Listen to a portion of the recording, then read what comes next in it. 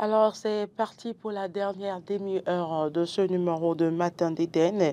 Et je rappelle que vous, en tant que téléspectateur, vous pourrez composer le 96 116 68 68 pour prendre part aux discussions en direct sur ce plateau. Aujourd'hui, nous allons nous intéresser à l'insalubrité dans le marché d'Antopa, plus précisément à Sofla-Doto, où les bonnes dames souffrent et se rendent malades en cherchant la pitance quotidienne. Alors, Roland Tonéiques. Oui, le marché d'Antopa, à certains endroits de ce marché, végète dans une insalubrité notoire, sachant très bien que nous aimons parfois vivre dans les dépotoirs et que les gens n'ont pas de gêne. Qui aime vivre dans les dépotoirs? Je généralise. Parce que c'est nous si qui, un baignoire, moi je n'aime pas vivre dans les dépotoirs. Une tomate pourrie dans un panier, ça contamine tous les autres. Non, donc, non. attendez, on ne va pas jeter nos compatriotes, non? On ne travaille pas tous à Antopa. Mon cher, c'est vous pour dire ce que vous voulez. Mais vous savez très bien que ce sont nos compatriotes. Ce matin, vous avez quoi, Roland? Ce sont nos compatriotes. Oui, ça c'est vrai. Donc, en fait, disons-nous d'abord, et après on va se mettre de côté. Mais c'est nous d'abord.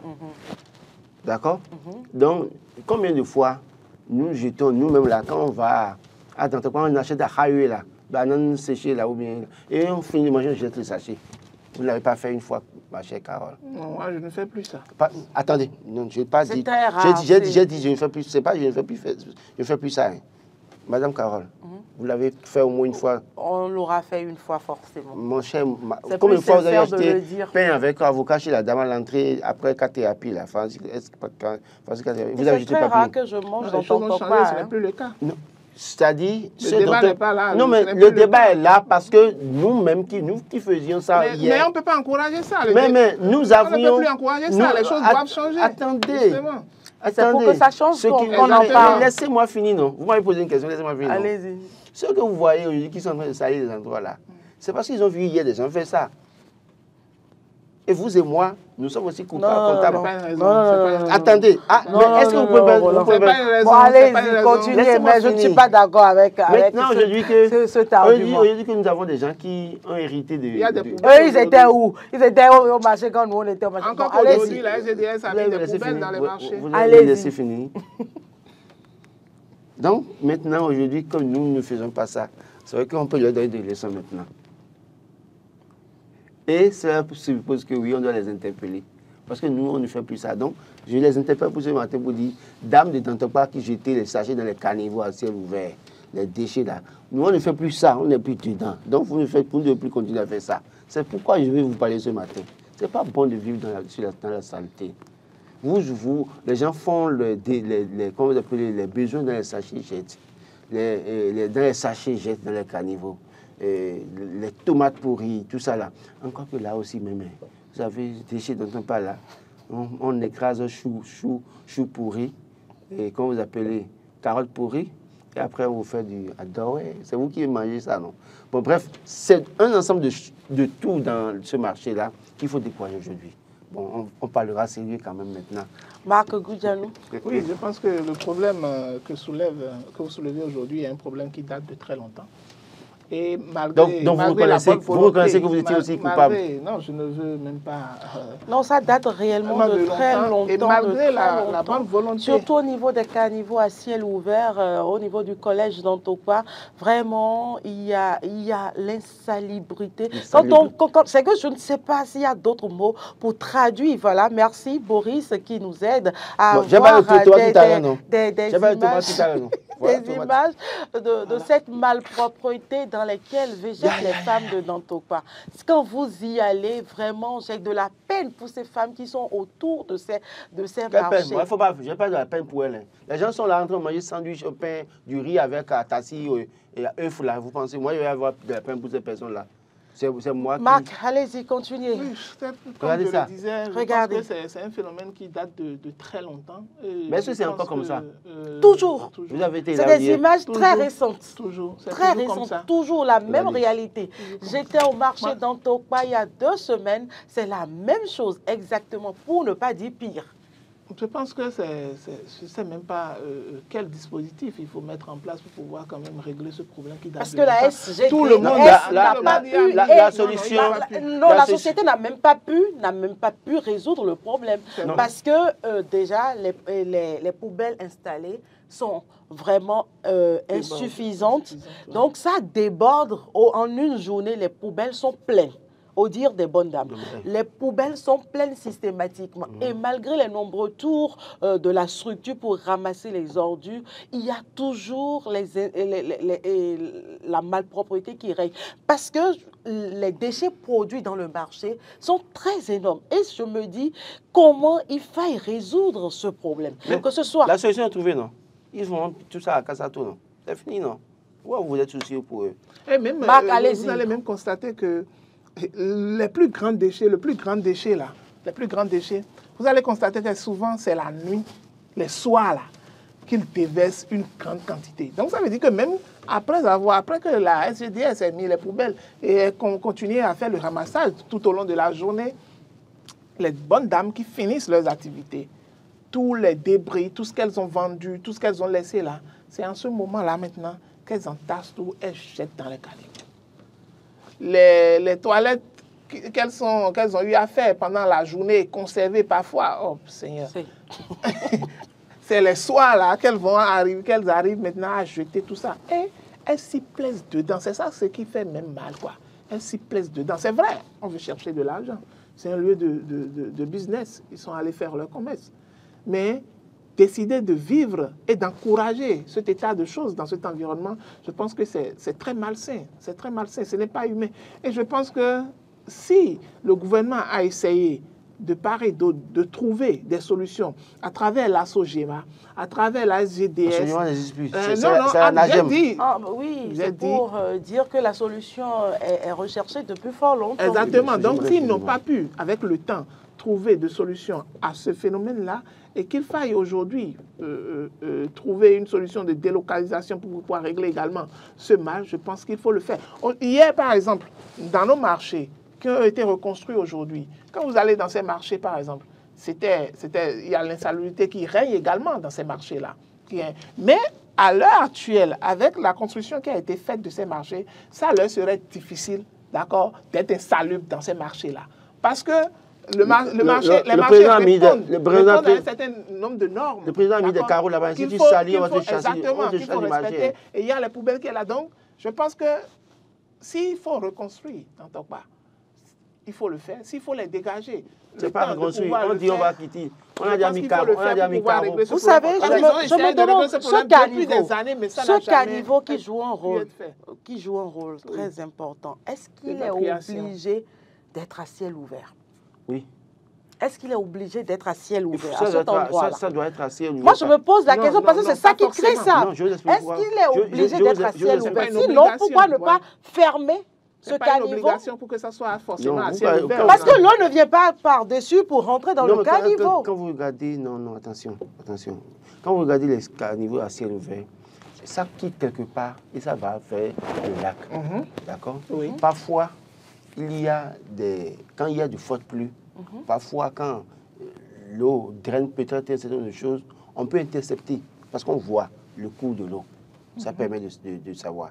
Et en même temps, quand il y a des déchets, en réalité, c'est prévu pour que dès lors que la pluie finit et qu'il y a du sable qui est drainé, on puisse aller enlever les sables pour permettre à ce que l'eau circule facilement. Si on ferme, ça va être difficile de pouvoir... Voilà que c'est les populations, même s'ils jettent maintenant des ordures. Mais si vous voyez forcément un environnementaliste, je pense que ce problème peut être réglé. Ce n'est pas une situation... Si on ferme ça, c'est difficile. Ce n'est pas une situation sine qua non où forcément, ça doit forcément rester à ciel ouvert. Je pense que si on y réfléchit, attendez, vous savez très bien il n'y a pas que le Bénin. Non, mais il n'y a pas que le Bénin. Dans d'autres pays, les gens le font autrement, non? Oui, mais... Exactement. Donc ça ne dit pas que ça doit être forcément à ciel ouvert. Non, pas partout. Pas partout. Bon, moi, je pense que... Les égouts existent pourquoi? Dans certains pays, par exemple. Les égouts existent pourquoi? Les pays dont vous parlez là, tout est propre, tout est bien centralisé. Oui, mais il faut qu'on le fasse tout est centralisé. Il n'y a pas de... Il n'y a pas de Est-ce qu'il ne faille pas réfléchir concrètement pour trouver une solution, apporter une solution adéquate? Non, mais le problème, je vous ai déjà dit, vous voulez quelle solution encore? On a déjà dit aux gens d'aller à Kassato. On va délocaliser. On a fait carreau pour eux déjà à Kassato. Tout est construit, tout est fini. Vous croyez que les bonnes dames qui vendent des piments, des tomates, ces produits-là, ne vont pas forcément salir là où elles sont? Les tomates, quand ça se gâte ou quand ça commence pas à se gâter, si quelqu'un, dans les nouveaux marchés, il y a vendu des tomates. Si quelqu'un s'amuse avec Patrice Talon, on va salir les carreaux là-bas, c'est son problème. Moi, je vous dis, là-bas, on ne s'amuse pas comme on s'amuse à l'animal politique redoutable. Quelqu'un qui m'a repris dans les commentaires. Justement, c'est pour ça que j'en parle.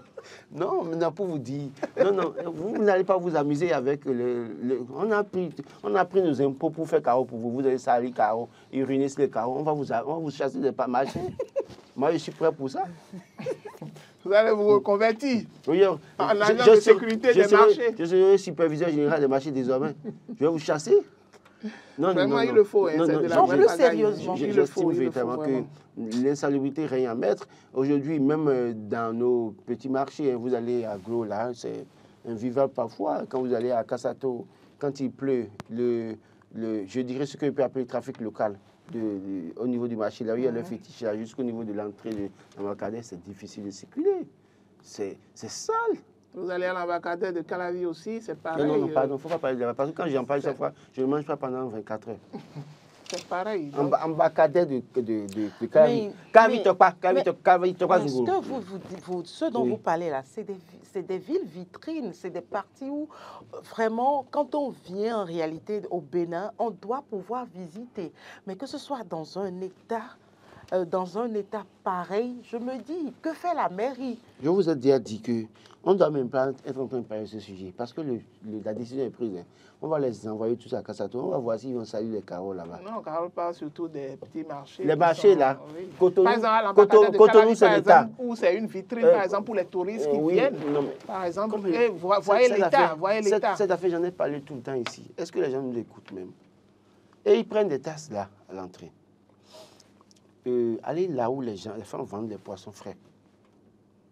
Là où les femmes vendent poissons frais là. Puis c'est quand il pleut, vous y allez. Non, quand ils vendent, là où les femmes vendent poissons frais là, derrière le bâtiment, vous continuez comme ça, il y a des barrières là. Et les gens font l'effort de passer par là. Il y a un puisard là ouvert. L'eau est verdâtre. C'est comme, bon, les gens ne voient pas la couleur des rideaux ici. C'est plus que vert que ça. Vert foncé, vert quoi. Et les gens font, les écailleuses là, sont là. Et ils font ça, ils vous jettent les déchets partout. C'est-à-dire que si vous voulez manger du poisson frais, il vaut mieux continuer par là-bas pour acheter. Parce que si vous passez par là, ce n'est pas évident. Quelques fois où je suis allé là-bas, on a fait à la maison, j'ai eu du mal à encore manger le poisson. J'estime que véritablement c'est un problème. Mais nous avons une autorité communale à Soava, nous avons une autorité communale à Bounklavi. Au passage, le maire, Angelo Arrondino, bon, c'est vrai que c'est un grand frère, mais ça ne m'empêche pas de dire ce que je pense. Je pense qu'à ce niveau, il y a un travail à faire. Il y a un travail à faire, mais malheureusement, les gens ne le font pas. Vous voulez qu'on fasse quoi maintenant? Vous voulez que j'aille laisser ma veste, que j'aille me transformer en agent de contrôle? Vous voyez, vous voulez prendre les bacs, vous voyez des déchets comme ça dans l'eau. L'eau n'a pas... Écoutez, bon, finalement, en tout cas, j'espère bien qu'on arrivera un jour à ce niveau. Je suis allé en Suisse, j'ai vu le Neuchâtel. Le Neuchâtel, c'est un lac. Vous êtes debout là, vous voyez le fond de l'eau. Et c'est tout blanc. Non, vous voyez le poisson. C'est-à-dire que... J'ai vu les images. Ah, vous aviez été aussi là-bas. Voilà, j'avais même oublié. Vous étiez là-bas aussi. Mais le Neuchâtel, vous voyez l'eau comme ça. C'est clair. C'est un lac, hein, mais l'eau est propre. Vous pouvez voir le poisson pour se promener comme ça. Vous pouvez aller chercher à prendre le poisson. Vous n'allez pas au Bénin, vous ne pouvez pas aller chercher le poisson comme ça. Mais en réalité, non, il faut qu'on en arrive là un jour. Il faut qu'on en arrive là un jour parce que quand les gens viennent, et c'est pour ça que parfois quand certains touristes, certains blancs se permettent de dire que l'Afrique c'est un dépotoir, que nous sommes sales là, et vous pensez et on les insulte là, ils n'ont pas tort. C'est nous-mêmes. Aujourd'hui, on va dès janvier, si je ne me trompe, 2025, nous allons commencer par payer le ramassage des ordures. Je me pose la question, qu'adviendra-t-il de ces marchés qui va payer pour... Non, dans les marchés, il y a les taxes qui sont prélevées. Et normalement, dès lors que les femmes produisent des déchets, il y a les grands, comment vous appelez là, les grandes poubelles, il y a un nom là. Les bacs, voilà, dans lesquels les dames vont jeter les poubelles et la société vient juste pour chercher. Encore que l'ANAGEM, c'est une structure d'État. Le marché est lié à l'État. Bon. Maintenant, comme ils ont quitté là, enfin, je pense qu'ils sont en train de quitter déjà. Donc, on va faire notre, peut-être, grand supermarché ou autre chose là. Et le lieu sera davantage propre. Ne vous souciez pas, on a déjà prévu tout ça. Non, mais mis à part le fait que l'on ne devait pas se soucier, même si on devait même délocaliser, vous savez, l'habitude a la peau dure chez le Béninois. Et donc, il faudrait quand même que déjà, même au niveau des enfants, d'accord, à partir des enfants, au niveau du bas âge, qu'on puisse déjà leur donner une éducation qui puisse leur permettre de comprendre l'importance de la propreté. Voilà. Parce que tout part de là. Tout part de là. Parce que moi, par exemple, même en circulation, peu importe ce que j'achète et que je dois consommer ou je dois utiliser, je ne vais jamais me voir jeter sur la voie. Je vais commencer par vous surveiller. Jamais. Que ça soit, je préfère même laisser ça. Si je suis en auto, je préfère laisser dans mon sac. Si je suis en voiture, je préfère laisser dans le véhicule. Une fois arrivé à la maison, je dis aux enfants, allez nettoyer le véhicule. Enlever tout ce qu'il y a de ça. Je vais commencer par vous surveiller. Parce qu'on se connaît. Aujourd'hui, par exemple, je pense qu'on doit commencer par donner cette éducation-là aux enfants. Et on doit, les ONG et les structures qui existent, il faut qu'ils continuent également d'aller sensibiliser ces bonnes dames-là sur les retombées que l'usage, d'accord, de cette, en tout cas, l'insalubrité qu'elles sont en train de créer, par exemple, les répercussions que ça aura sur leur santé, d'accord, ça aura sur leur santé et quelle image elles sont en train de projeter à la jeune classe, d'accord, à leurs enfants, à ceux qui viennent dans le marché. Qu'est-ce qu'ils sont en train de projeter comme image pour le pays? Donc, il faut un travail qui soit fait également là, parce que c'est vrai, on aura beau construire des marchés, mais si au niveau de l'éducation, au niveau de l'intellect, si la sensibilisation n'a pas été faite, si le lavage de cerveau n'a pas été fait, pour qu'elles comprennent d'abord que c'est très important d'être propre, je pense que le problème va toujours demeurer. Parce qu'on ne va pas, même si on les délocalisait, on les mettait dans les grands marchés, je pense il y a une habitude qui va peut-être les contraindre à le faire. Mais j'imagine également chez eux à la maison, il faut qu'elles continuent également d'être propres chez elles à la maison. Et donc, le problème demeure. Le problème où il faut forcément sensibiliser, éduquer la grande masse, à commencer par être propre. Parce que même au niveau de l'Afrique, par exemple, même si on dit que l'Afrique est un dépotoir, vous allez dans certaines villes de l'Afrique, vous allez constater que ces villes sont vraiment propres. Tellement propre que vous vous demandez est-ce qu'on est réellement en Afrique. Il faut également qu'au Bénin, qu'on commence par également cultiver cet état de choses et demander même au niveau des apprenants, que ce soit dans le collège, dans nos universités, que ça soit enseigné, qu'on y revienne généralement de temps en temps pour qu'eux aussi, en allant à la maison, lorsque leurs parents vont commencer par mettre les ordures un peu partout, ils leur disent « Ah, maman, on nous a refusé ça à l'école, hein, on ne doit pas faire ci. » Ça va commencer par faire une auto-éducation, une auto-sensibilisation également au niveau des parents pour qu'ils puissent quand même comprendre que c'est pas bon. C'est pas bon et ça impacte tout le monde et ça gâte totalement l'image du pays. Et vous voyez l'environnement dans lequel ces femmes viennent passer la majorité de leur temps au cours d'une journée à la recherche du gain. Je me dis finalement, à quoi sert cet argent-là quand elles tombent malades? L'argent, là... Non, plus sérieusement. Non, mais je ne blague pas. Ils dépensent tout dans les soins, malheureusement. C'est peut-être une dysenterie. Ou parfois même c'est fatal. Hein? Oui, elles en meurent. Oui, elles en meurent. Et il y aura même que c'est leur mauvaise habitude qui les a conduits là. Vous voyez, une dame qui va manger à côté. Une dame qui va manger à côté. Et puis elle va acheter. Elle ne lave même pas la main parfois. Et la nourriture, les fourchettes étaient ou les cuillères étaient exposées aux mouches. Et puis, je ne sais pas comment dire. Elle mange dans ces conditions, elle tombe malade après. Et c'est des dépenses sur des dépenses. Encore que, combien elle gagne comme bénéfice là. Donc, elle investit sur même le capital. Regardez là, par exemple. Ouais, c'est les importés, ils ont mangé, ils ont jeté là. Et les mouches là vont se poser sur l'étalage de la vendeuse de la tassie, qui va vendre la tassie cuillère et rincée dans de l'eau non savonneuse. et puis avec un chiffon sale, on traîne dessus. En fait, il n'y a même pas parfois de l'eau. Hein. L'autre a déjà mangé avec déjà tout ce qu'elle a, comme maladie dans sa bouche. À cela s'ajoute maintenant les mouches. Et puis on met le chiffon, un coup, deux coups, derrière, devant, et puis on mange allègrement. Moi, j'ai de la peine. Moi, je ne supporte pas. Malheureusement, je ne supporte pas ces trucs. Bon, d'abord, pas malheureusement. Personne ne devait supporter ça, d'ailleurs. Quelqu'un de normal ne peut pas supporter ça. Mais les gens supportent ça. Mais justement, plusieurs années, et puis la solution n'est pas trouvée. Les femmes végètent dans la solution est l'ensemble, en fait, on se fait beaucoup plus de tort à soi-même. C'est ce que ces bonnes dames ne savent pas. Parce qu'en restant dans cet environnement-là, elles se font beaucoup plus de tort qu'elles ne le font à quiconque. Mais il faut avouer que c'est les dames que vous voyez là. Ce n'est pas elles qui salissent l'endroit, vous savez ça. En fait, deux dames quittent ailleurs pour venir déverser les poubelles là où elles ne restent pas.